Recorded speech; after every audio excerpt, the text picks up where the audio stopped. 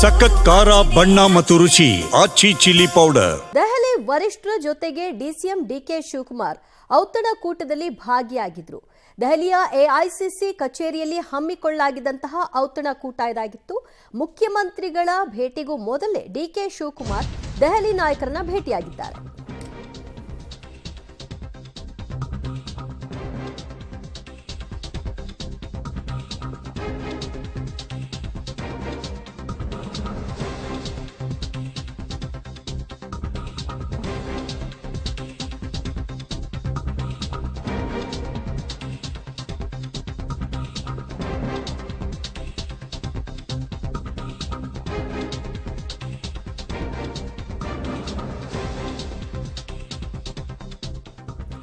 ದೆಹಲಿ ವರಿಷ್ಠರ ಜೊತೆಗೆ ಔತಣಕೂಟದಲ್ಲಿ DCM DK Shivakumar ಭಾಗಿಯಾಗಿದ್ರು. ದೆಹಲಿಯಲ್ಲಿ ಸೋನಿಯಾ ಗಾಂಧಿ ಅವರನ್ನು ಕೂಡ ಡಿಕೆ ಶಿವಕುಮಾರ್ ಭೇಟಿಯಾಗಿದ್ದಾರೆ. ಎಐಸಿಸಿ ಕಚೇರಿಯಲ್ಲಿ ಹಮ್ಮಿಕೊಳ್ಳಲಾಗಿರುವಂತಹ ಔತಣಕೂಟದಲ್ಲಿ ಡಿಕೆ ಶಿವಕುಮಾರ್ ಭಾಗಿಯಾದರು.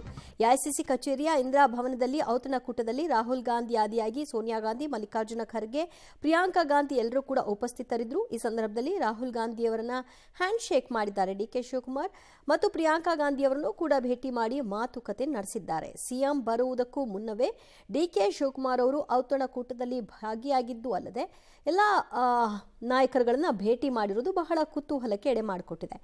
ಇಲ್ಲಿ ಏನಾದರೂ ಅವರ ಮುಂದಿನ ನಡೆಯ ಕುರಿತಾಗಿ ಮಾತುಕತೆ ಏನಾದರೂ ಆಗಿರಬಹುದಾ, ಆ ಬಗ್ಗೆ ಒಂದು ಸುಳಿವನ್ನ ಪಡ್ಕೊಳ್ಳುವಂತಹ ನಿಟ್ಟಿನಲ್ಲಿ ಪ್ರಯತ್ನಗಳನ್ನ ಡಿಕೆ ನಡೆಸಿರಬಹುದಾ ಅನ್ನುವಂತಹ ಚರ್ಚೆ ಕೂಡ ಒಂದು ಕಡೆಯಲ್ಲಿ ನಡೀತಾ ಇದೆ. ಮತ್ತಷ್ಟು ಮಾಹಿತಿ ಪಡೆಯೋಣ ನಮ್ಮ ಪ್ರತಿನಿಧಿ ಶಬ್ಬೀರಿಂದ. ಶಬ್ಬೀರ, ಔತಣಕೂಟದಲ್ಲಿ ಭಾಗಿಯಾಗಿದ್ದಾರೆ ನಿಜ, ಸಿಕ್ಕಂತಹ ಅವಕಾಶ ಅಂತ ಅಲ್ಲೇ ಮಾತುಗಳನ್ನು ಹಾಕೋ ಸಾಧ್ಯತೆಗಳು ತೀರಾ ಕಡಿಮೆ ಅಲ್ವಾ? ನೋಡಿ, ವೋಟ್ ಚೋರಿ ವಿಚಾರಕ್ಕೆ ಸಂಬಂಧಪಟ್ಟಂತೆ ದೆಹಲಿಯಲ್ಲಿ ಬೃಹತ್ ಸಮಾವೇಶವನ್ನ ಹಮ್ಮಿಕೊಳ್ಳಲಾಗಿದೆ. ಆ ಕಾರ್ಯಕ್ರಮ ಕೂಡ ನಡೀತಾ ಇತ್ತು. ಆ ಕಾರ್ಯಕ್ರಮ ಆರಂಭ ಆಗೋಕ್ಕಿಂತ ಮುಂಚೆ ಎಲ್ಲಾ ಪ್ರಮುಖ ಗಣ್ಯರು, ಅಂದ್ರೆ ದೇಶದ ಬೇರೆ ಬೇರೆ ರಾಜ್ಯಗಳಿಂದ ಬಂದಿರುವಂತಹ ಮುಖ್ಯಮಂತ್ರಿಗಳು, ಅದರ ಜೊತೆಗೆ ಉಪಮುಖ್ಯಮಂತ್ರಿಗಳು, ಪ್ರದೇಶ ಕಾಂಗ್ರೆಸ್ ಅಧ್ಯಕ್ಷರು, ವಿರೋಧ ಪಕ್ಷದ ನಾಯಕರು ಮತ್ತೆ ಪ್ರಮುಖ ಸಚಿವರು, ಇವರೆಲ್ಲರಿಗೂ ಕೂಡ ಎಐಸಿಸಿಯಿಂದ ಔತಣಕೂಟಕ್ಕೆ ಆಹ್ವಾನಿಸಲಾಗಿತ್ತು.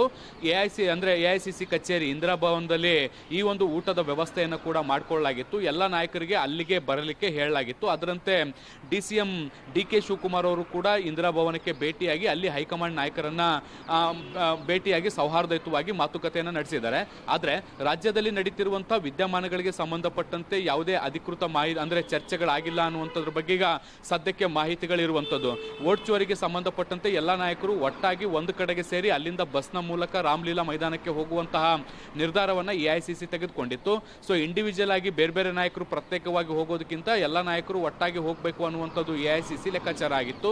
ಹೀಗಾಗಿ ಇಂದಿರಾ ಭವನದಿಂದ ನೇರವಾಗಿ ಎಲ್ಲರೂ ಕೂಡ ನಾಯಕರು ಹೊರಟಿದ್ರು. ಹೀಗಾಗಿ ಡಿಕೆ ಶಿವಕುಮಾರ್ ಅವರು ಕೂಡ ನೇರವಾಗಿ ಇಂದಿರಾ ಭವನ್ಗೆ ತೆರಳಿ ಅಲ್ಲಿಂದ ಅವರು ರಾಮಲೀಲಾ ಮೈದಾನಕ್ಕೆ ತೆರಳಿದ್ರು. ಊಟಕ್ಕೆ ತೆರಳಿದಂಥ ಸಂದರ್ಭದಲ್ಲಿ ಅಲ್ಲಿದ್ದಂಥ ಹೈಕಮಾಂಡ್ ನಾಯಕರನ್ನ ಸೌಹಾರ್ದಯುತವಾಗಿ ಭೇಟಿಯಾಗಿ ಕುಶಲೋಪರಿ ಮಾತುಕತೆಯನ್ನು ಕೂಡ ನಡೆಸಿದ್ದಾರೆ.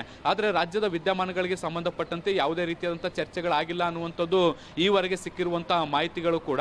ಮುಖ್ಯಮಂತ್ರಿ ಸಿದ್ದರಾಮಯ್ಯ ಅವರ ವಿಮಾನದಲ್ಲಿ ಹಾರಾಟದಲ್ಲಿ ಒಂದಷ್ಟು ವಿಳಂಬ ಆದಂತಹ ಹಿನ್ನೆಲೆಯಲ್ಲಿ ಅವರು ನೇರವಾಗಿ ಕಾಂಗ್ರೆಸ್ ಕಚೇರಿಗೆ ತೆರಳಲಿಕ್ಕೆ ಸಾಧ್ಯ ಆಗಲಿಲ್ಲ. ಹೀಗಾಗಿ ಅವರು ಕರ್ನಾಟಕ ಭವನಕ್ಕೆ ಬಂದು ಊಟ ಮುಗಿಸಿ ಅಲ್ಲಿಂದ ನೇರವಾಗಿ ರಾಮಲೀಲಾ ಮೈದಾನಕ್ಕೆ ತೆರಳಿದ್ರು. ಸೊ ಹೀಗಾಗಿ ಈ ಒಂದು ಎಐಸಿಸಿ ಕಚೇರಿಯಲ್ಲಿ ಔತಣಕೂಟವನ್ನು ಏರ್ಪಡಿಸಲಾಗಿತ್ತು. ಅಲ್ಲಿ ಅವರು ಭಾಗಿಯಾಗಲಿಕ್ಕೆ ಸಾಧ್ಯ ಆಗಿರಲಿಲ್ಲ. ಹೀಗಾಗಿ ಸಿದ್ದರಾಮಯ್ಯ ಅವರು ತೆರಳೋಕ್ಕಿಂತ ಮುಂಚೆನೆ ಡಿಸಿಎಂ ಡಿಕೆ ಶಿವಕುಮಾರ್ ಅವರು ತೆರಳಿ ಹೈಕಮಾಂಡ್ ನಾಯಕರನ್ನ ಭೇಟಿಯಾಗಿ ಒಂದು ಸೌಹಾರ್ದಯುತ ಮಾತುಕತೆಯನ್ನ ಕೂಡ ನಡೆಸಿದ್ದಾರೆ. ಈ ಮಾತುಕತೆ ಯಾವ ಸ್ವರೂಪದಲ್ಲಿತ್ತು ಅನ್ನುವಂಥದ್ದು ಈಗ ಸದ್ಯಕ್ಕಿರುವಂತಹ ಕುತೂಹಲ. ದಿವ್ಯಾ, ಥ್ಯಾಂಕ್ ಯು ಶಬ್ಬೀರ್ ನಿಮ್ಮೆಲ್ಲ ಮಾಹಿತಿಗೆ. ಸಂದರ್ಭ, ಸಮಯ ಇದೆಲ್ಲವನ್ನು ಕೂಡ ನೋಡಿಕೊಂಡು ಡಿಕೆ ಶಿವಕುಮಾರ್ ಅವರು ತಾವು ಏನು ಹೇಳಬೇಕು ಅಂತ ಬಯಸ್ತಾ ಇದ್ದಾರೆ ಅದನ್ನು ಹೇಳಿದ್ದಾರಾ ಅಥವಾ ಬೇರೆ ಸಮಯವನ್ನ ಅವರಿಂದ ಕೋರಿದ್ದಾರಾ, ಅದಕ್ಕೇನಾದರೂ ಅವಕಾಶ ಸಿಕ್ಕಿರಬಹುದಾ ಅನ್ನುವಂತಹ ಕುತೂಹಲವು ಕೂಡ ಒಂದು ಕಡೆಯಲ್ಲಿ ಎಡೆ ಮಾಡಿಕೊಡ್ತಿದೆ.